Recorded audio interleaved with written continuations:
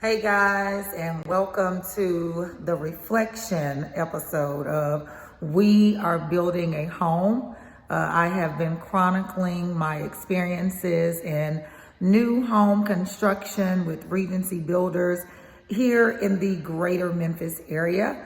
And so I did want to do a reflection video because even though it's only been a week, and I know I'm probably going to learn a lot more. I have learned a lot in just this 1 week. So yeah, again, as I have said for all of my videos, I am not an expert. I'm just here to share my experiences as to hopefully help someone who is going through this or will go through this in the future, to give you some sort of context, because me, I don't have a context. I do now because I'm done.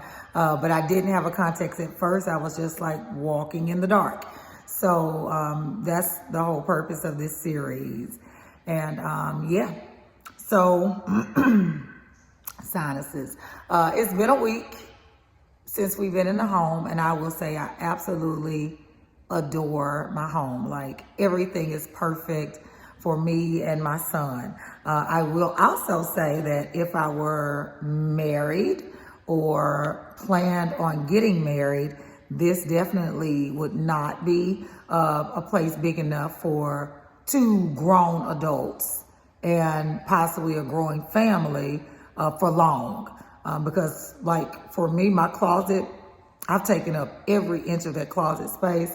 And if I were to ever go shopping again, I'm probably gonna take up another closet, but I think that's all women. So overall, like, everything is great. I love, like, I'm just looking around right now, like, everything is beautiful.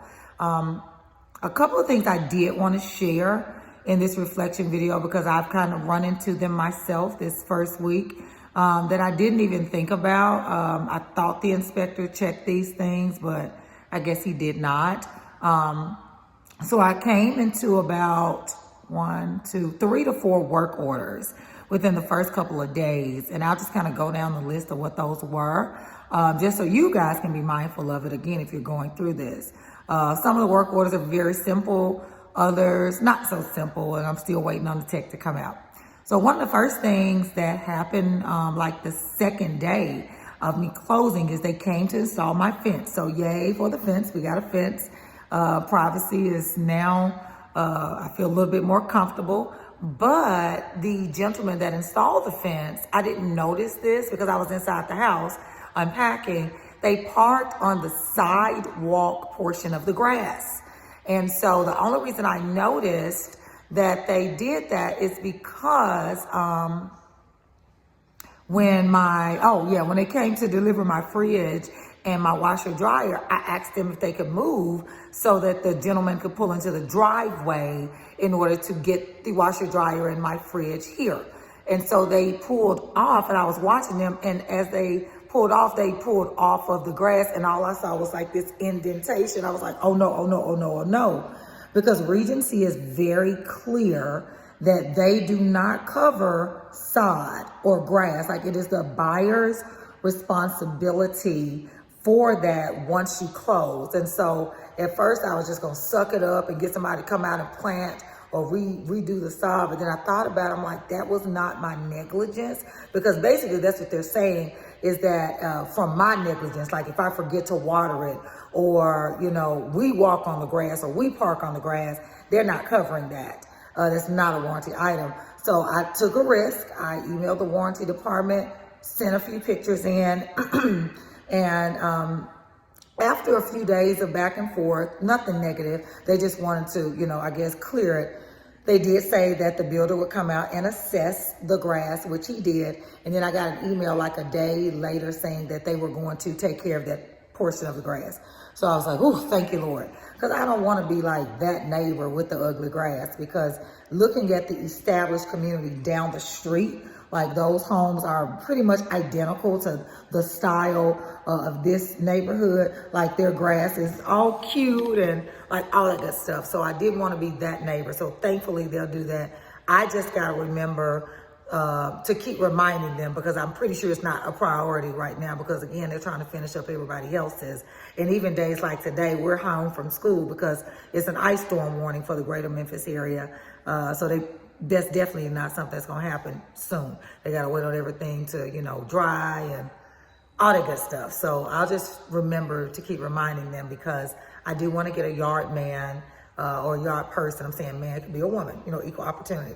But I do want to get a yard person to come out and start my treatments in the early spring months. So it's February now, about latter March, possibly April. I do want to have that in place. So that was the first thing that I walked into. So be careful if anybody's doing any work. I just didn't pay attention, didn't even think about it. Just make sure they don't park on your grass, especially with new construction, because your grass is not grass yet. The second thing that I discovered, and I'll attach a picture of this, is when they attempted to deliver my washer and dryer, the dryer vent connection area was malformed. That's the best way I could describe it. Like I said, I got to show you the picture. The gentleman tried his best to kind of pull it and make it fit the connection kit, and he was like, ma'am, you need to call a contractor, because no one's going to be able to install a dryer here. And so Best Buy people did get ticked off at me, because I asked them to take it back, because I'm not finna just have a washer and dryer sitting here that I can't connect, and I have no idea when the HVAC people can come out. Thankfully, they were able to come out like the very next day after our call, so that's a good thing. But I never would have thought to like check that area in my pre-inspection. Pretty sure my inspector didn't think to check it, because honestly, if you looked at it from like just looking at it, it looked as if it was a perfectly round, but when you like look under, it was like crushed, like it couldn't fit the part. So the guy came and he was like, I'll try. He was like, but it looks pretty normal to me. And I'm like, dude, that's not normal. But anyway, he ended up putting another piece on it, which is what they were telling me at first should have been there anyway. So prayerfully, when they redeliver Lowe's, I went back to Lowe's. I went to Lowe's. I didn't like the attitude of Best Buy salespeople when I asked him to take it back. Like, he was rude. But anyway, so Lowe's will be delivering. They're supposed to deliver Saturday. Honestly, I don't know how they're going to do it, because like I said, it's an ice storm now. Like, it's raining really hard and the temperatures are dropping. So it's going to freeze over. So if they come Saturday, great. If not, at least I know when it gets here, they can connect it. So that's like my second work order. The third and the fourth work order are in the same place. Now, this is something that I heard someone say in in one of their videos, but I just didn't think to do it, because I had an inspector come out and I thought he checked everything. But guys, like, I cannot run my microwave. Every time I try to turn it on, it trips a circuit. So I went outside the first, few times, and I just re-tripped it, trying to be a homeowner, all that good stuff. But every time I would hit start on that sucker, it'll trip again, and it will not stay in place. Also, that happens with my dishwasher. So every time I try to run a cycle, like right now, I got dishes in there from Sunday with water at the bottom. So I know that's probably stale water. Don't really know how to get it out. So I had to call an electrician. Now, unlike the HVAC people, they are not able to come out until tomorrow. So again, with this ice storm coming out, I don't anticipate them being able to make it. So it's going to probably be next week before I can get that. Thank God the stove works, because if the stove had not worked, I would have pressed it as an emergency, because we need a stove. Microwave, not so much. Dishwasher, not so much, because we have a sink. But yeah, so if, again, you're going through either new construction or not, like, I would suggest putting that microwave on for 5 minutes and letting it run. I would also suggest doing a full cycle of the dishwasher. I said dryer. The dishwasher, because I didn't expect those things and I didn't check it until recently. Last night, because I was just thinking about what else could trip, the circuits, I did take a bath in the jacuzzi area, and I put the jets on. I let them run for about 3 to 4 minutes. And I think I'll continue to do that just to make sure that doesn't trip.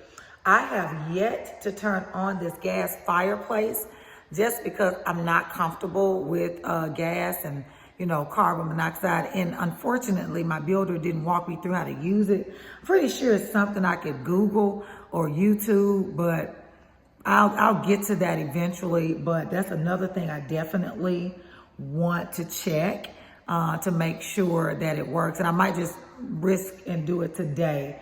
But yeah, so right now, that's about it for work order. So remember those things, guys, especially if you're doing new construction. Just run those cycles, run that microwave, run everything that you can for as long as you can to make sure that the house can stand that power. I think that's about it. Like I said, mostly everything else is beautiful. I am very pleased. I am fully unpacked right now. I did take off Monday, Tuesday. Thought I was going to take off Wednesday, but I took off Monday, Tuesday, and I was able to get all of that done. I guess tomorrow and tonight will be the test of time for the pipes. So I had my pipes I don't want my pipes to freeze. So last night I started running my water, and I opened my cabinets up for every faucet in the house, and I'm gonna keep it running until we get above freezing in Memphis. So I might be wasting water, but that's one of my fears as a homeowner, is to have frozen pipes that burst open. I got to get a plumber out here, because that would not be something that's covered under warranty. So until we get the all clear from the weather people that, yay, we are above freezing, I'm gonna keep doing that. So I think that's about it. I'll do some pictures and just kind of let y'all see the finished product. I do have like a few things like on the counter spaces and things like that that I've unpacked. But again, I'm very pleased with this process. I did end up sending thank you notes to everyone from Regency as well as Community Mortgage, who was my mortgage company, just to tell them thank you. I did have the opportunity to do a review at closing for Regency, and I did share, a couple of concerns that I had. My initial thought was to blast them on Facebook, but I'm like, that wouldn't really get me anywhere. So prayerfully, they'll look at the review that I sent on paper at closing, and we'll go from there. So that's about it, guys. So I periodically might check in to do a couple of updates, like, oh, these are things that I've learned, and go from there. But overall, so far, so good. I'm just kind of taking my time and trying to learn the house. And that's it. So as always, thank you for listening. Thank you for coming along on this journey with me. And I hope that you guys stay safe wherever you are and have an awesome rest of your day.